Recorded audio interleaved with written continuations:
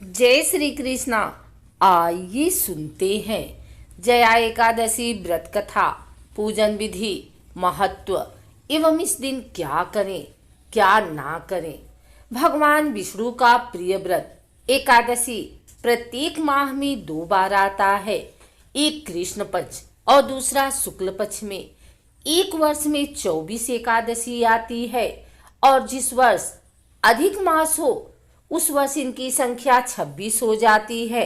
यह व्रत माघ मास की शुक्ल पक्ष की एकादशी को रखा जाता है, जिसे जया एकादशी कहा जाता है। इस एकादशी के व्रत से सभी पापों का नाश होता है। माघ मास की जया एकादशी के बारे में मान्यता है कि इस दिन व्रत करने से मनुष्य ब्रह्म हत्यादि पापों से छूटकर मोक्ष को प्राप्त होता है और इसके प्रभाव से भूत पिशाच तथा बुरी योनियों पाप आदि से मुक्त हो जाता है।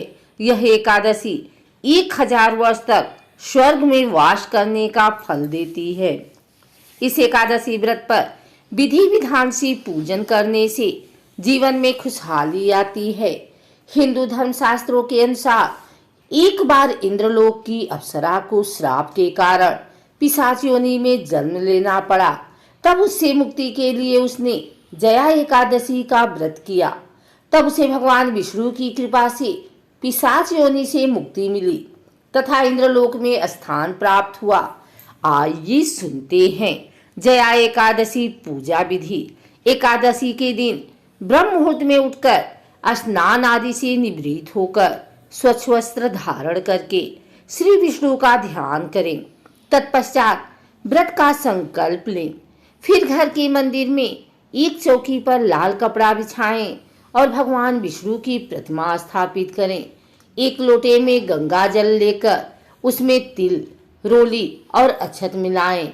अब इस लोटे से जल की कुछ बूंदें लेकर चारों ओर छिड़कें। फिर इसी लोटे से घट स्थापना करें। अब भगवान विष्णु को धूप दीप दिखाकर उन्हें पुष्प अर्पित करें। अब एकादशी की कथा का पाठ करें अथवा श्रवण करें। शुद्ध घी का दिया जलाएं तथा विष्णु जी की आरती करें। तत्पश्चात श्री हरि विष्णु जी को तुलसी दल और तिल का भोग लगाएं। विष्णु सहस्त्र नाम का पाठ करें। शाम के समय भगवान विष्णु जी की पूजा करके फलाहार करें। अगले दिन द्वादशी तिथि को योग्य ब्राह्मण को भोजन कराकर दान दक्षिणा दें। इसके बाद स्वयं भी भोजन ग्रहण कर व्रत का पारण करें। आइए सुनते हैं एकादशी के यह उपाय। धार्मिक शास्त्रों के अनुसार एकादशी के दिन व्रत और उपवास रखने का बहुत महत्व है। इस दिन श्री हरि विष्णु की पूजा करने से हर मनोकामना पूर्ण होती है। एकादशी के दिन तुलसी युक्त खीर भगवान विष्णु को अर्पित करें।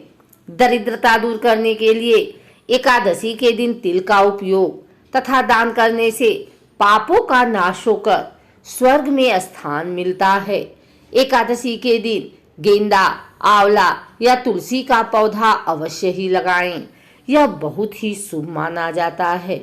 एकादशी के दिन असहाय लोगों की मदद करें तथा कुछ न कुछ दान अवश्य दें।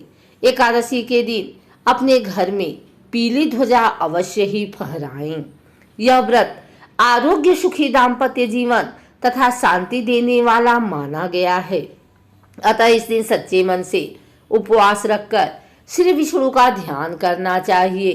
एकादशी के मंत्र: ओम नमो भगवते वासुदेवाय नमः, ओम हूं विष्णुवे नमः, ओम नमो नारायण श्रीमन नारायण नारायण हरि हरि, ओम नारायण नमः, ओम ह्रीं श्रीं लक्ष्मी वासुदेवाय नमः, ओम नारायण विद्महे वासुदेवाय धीमहि तन्नो विष्णु प्रचोदयात्, ओम विष्णुवे नमः।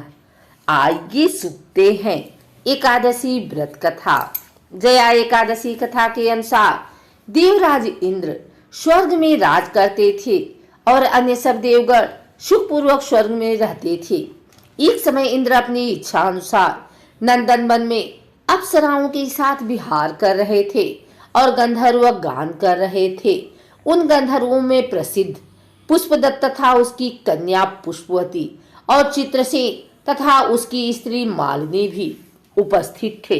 साथ ही मालिनी का पुत्र पुष्पवान और उसका पुत्र माल्यवान भी उपस्थित थे।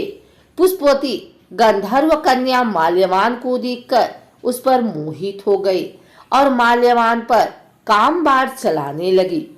उसने अपने रूप लावण्य और हाव भाव से माल्यवान को वश में कर लिया। पुष्पवती अत्यंत सुंदर थी। अब वे इंद्र को प्रसन्न करने के लिए गान करने लगे, परंतु परस्पर मोहित हो जाने के कारण उनका चित्त भ्रमित हो गया था। इनके ठीक प्रकार न गाने तथा स्वर ताल ठीक नहीं होने से इंद्र इनके प्रेम को समझ गया और उन्होंने इसमें अपना अपमान समझकर उनको श्राप दे दिया। इंद्र ने कहा, हे मूर्खों, तुमने मेरी आज्ञा का उल्लंघन किया है, इसलिए तुम्हारा धिक्कार है। अब तुम दोनों स्त्री पुरुष के रूप में मृत्यु लोक में जाकर पिशाच रूप धारण करो और अपने कर्म का फल भोगो। इंद्र का ऐसा श्राप सुनकर वे अत्यंत दुखी हुए और हिमालय पर्वत पर दुखपूर्वक अपना जीवन व्यतीत करने लगे। उन्हें गंध, रस तथा स्पर्श आदि का कुछ भी ज्ञान नहीं था। वहां उनको महान दुख मिल रहे थे। उन्हें एक क्षण के लिए भी निद्रा नहीं आती थी।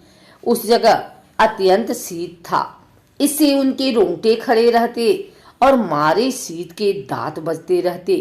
एक दिन पिशाच ने अपनी स्त्री से कहा कि पिछले जन्म में हमने ऐसे कौन से पाप किए थे जिससे हमको यह दुखदायी पिशाच योनि प्राप्त हुई। इस पिशाच योनि से तो नरक के दुख सहना ही उत्तम है, अतः हमें अब किसी प्रकार का पाप नहीं करना चाहिए। इस प्रकार विचार करते हुए वे अपने दिन व्यतीत कर रहे थे। दैवयोग से तभी माघ मास में शुक्ल पक्ष की जया नामक एकादशी आई। उस दिन उन्होंने कुछ भी भोजन नहीं किया और न कोई पाप कर्म ही किया, केवल फल फूल खाकर ही दिन व्यतीत किया और सायंकाल के समय महान दुख से पीपल के वृक्ष के नीचे बैठ गए। उस समय सूर्य भगवान अस्त हो रहे थे। उस रात को अत्यंत ठंड थी, इस कारण वे दोनों शीत के मारे अति दुखित होकर मृतक के समान आपस में चिपटे हुए पड़े रहे। उस रात्रि को उनको निद्रा भी नहीं आई। जया एकादशी के उपवास और रात्रि के जागरण से दूसरे दिन प्रभात होते ही उनकी पिशाच योनि छूट गई। अत्यंत सुंदर गंधर्व और अप्सरा की देह धारण कर सुंदर वस्त्राभूषणों से अलंकृत होकर उन्होंने स्वर्ग लोक को प्रस्थान किया। उस समय आकाश में देवता उनकी स्तुति करते हुए पुष्प वर्षा करने लगे। स्वर्ग लोक में जाकर इन दोनों ने देवराज इंद्र को प्रणाम किया। इंद्र इनको पहले रूप में देखकर अत्यंत आश्चर्यचकित हुए और पूछने लगे कि तुमने अपनी पिशाच योनि से किस तरह छुटकारा पाया, सो अब हमें बतलाओ। माल्यवान बोले कि हे देवेंद्र, भगवान विष्णु की कृपा और जया एकादशी के व्रत के प्रभाव से ही हमारी पिशाच देह छूटी है। तब इंद्र बोले कि हे माल्यवान, भगवान की कृपा और एकादशी का व्रत करने से न केवल तुम्हारी पिशाच योनि छूट गई, वरन हम लोगों के भी बंदनीय हो गए, क्योंकि विष्णु और शिव के भक्त हम लोगों के बंदनीय हैं। अतः आप धन्य हैं। अब आप पुष्पवती के साथ जाकर विहार करो। अतः इस जया एकादशी के व्रत से बुरी योनि छूट जाती है। जिस मनुष्य ने इस एकादशी का व्रत किया है, उसने मानो सब यज्ञ, जप, दान आदि कर लिए। जो मनुष्य जया एकादशी का व्रत करते हैं, वे अवश्य ही 1000 वर्ष तक स्वर्ग में वास करते हैं। एकादशी व्रत का संकल्प 10वीं तिथि को सायंकाल के पश्चात लेना चाहिए। एकादशी व्रत से एक दिन पूर्व ही तुलसी के पत्ता तोड़कर रख लेना उचित माना गया है, क्योंकि एकादशी के दिन तुलसी के पत्ते तोड़ने से दोष लगता है। एकादशी के प्रातः काल स्नान आदि से निवृत्त होकर व्रत एवं श्री विष्णु पूजा का संकल्प लेकर विधि पूर्वक पूजन करना चाहिए। भगवान विष्णु की पूजा में पंचामृत एवं तुलसी के पत्तों का उपयोग अवश्य करना चाहिए। हिंदू पंचांग के अनुसार प्रतिवर्ष माघ महीने के शुक्ल पक्ष में जया एकादशी आती है, अतः इस दिन उपवास रखकर धूप दीप नैवेद्य आदि से श्रीहरि का पूजन करने का नियम है। इस दिन तिल का दान करना अच्छा माना जाता है, अतः अपने सामर्थ्य अनुसार तिल का दान अवश्य करें।